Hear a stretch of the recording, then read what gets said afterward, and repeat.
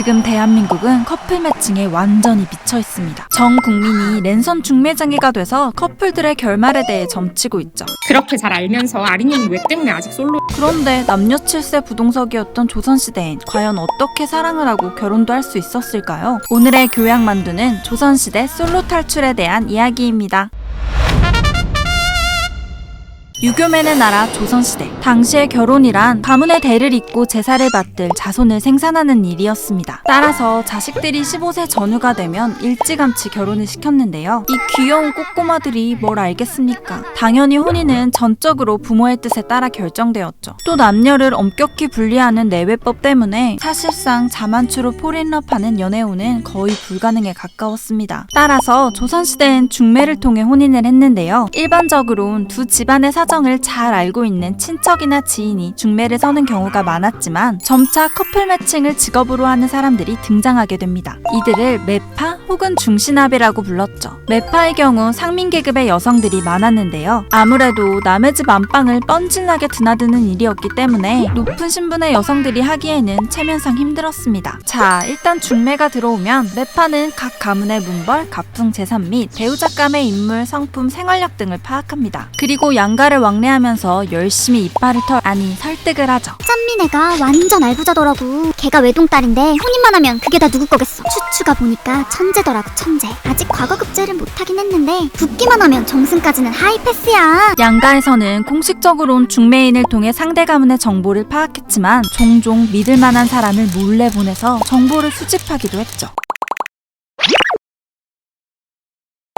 서로 간의 탐색전이 끝나고 나면 드디어 결정의 시간. 이때 혼인의 결정권자는 집안의 가장인 아버지였는데요. 문중회의를 거쳐 근친들의 의견을 참고하기도 했지만 정작 신랑 신부의 의견은 완전히 배제되었습니다. 당사자들은 얼굴도 보지 못한 채 결혼할 때가 많아서 부부관계가 파국으로 치닫는 경우도 많았다고. 만약 상대 가문이 마음에 들지 않으면 파혼을 통보하기도 했고요. 이런저런 핑계를 대면서 혼사를 차일피일 미루다가 다른 사람으로 갈아타기도 했습니다. 아무튼 두 집안 다 동의를 하면 혼인이 성사되었는데 중매값은 주로 남자 쪽에서 지불했습니다. 혼인이 흡족할 경우엔 신부 측에서 인센을 주기도 했죠. 근데 돈도 아낄 겸 중매인 없이 집안끼리 다이렉트로 소통하면 안 되나?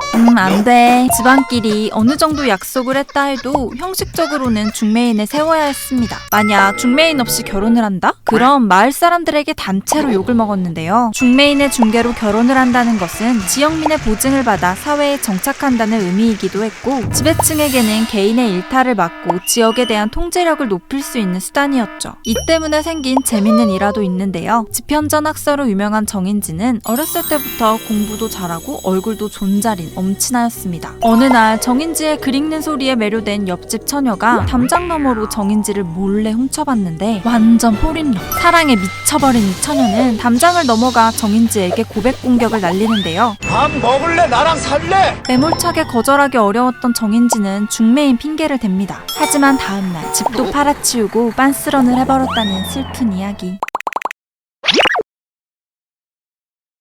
조선시대에도 노처녀 노총각은 있었습니다. 요즘에야 결혼을 안 해도 연애는 마음껏 할 수 있다지만 조선시대에 결혼을 못했다? 그건 그냥 이성이랑 말도 한 번 못 섞어본 모쏠오브 모쏠. 만약 자식이 30살이 넘도록 결혼을 하지 못했다면 신랑 신부감을 구해오지 못한 부모의 죄로 여겨졌죠. 그럼 이들은 왜 결혼을 못했을까요? 당연히 못생겨서. 대체로 가난과 체면 때문이었습니다. 특히 양반의 경우 찢어지게 가난하더라도 체면 때문에 아무하고나 사돈을 맺지 않았는데요. 하도 신분과 집안을 깐깐하게 따져대니까 중매인이 발길을 뚝 끊어버린 거죠. 하지만 결혼에 진심이었던 조선은 솔로들을 가만히 보고 있지 않았습니다. 혼기를 놓친 남녀를 구휼의 대상으로 보고 혼례 및 혼수 비용을 지원해 배필을 맞을 수 있게 도와주었죠. 일례로 성종은 25세 이상 처녀들을 조사하고 쌀과 콩을 합쳐 10석씩 지급하도록 했는데요. 하지만 가는 게 있으면 오는 것도 있어야죠. 성종은 돈을 받았으면 빨리빨리 결혼하라고 개 눈치를 줬습니다. 이미 정혼 유전자가 있을 경우엔 20일 안에, 그렇지 않은 자는 한 달 안에 혼인을 해야 했죠. 또 정조는 관연한 솔로들에게 돈 500정과 포목 2단씩을 지원했는데요. 왕이 직접 혼인 사업과 관련된 업무를 보고받고 성과가 없으면 신하들을 미친 듯이 갈궜다고.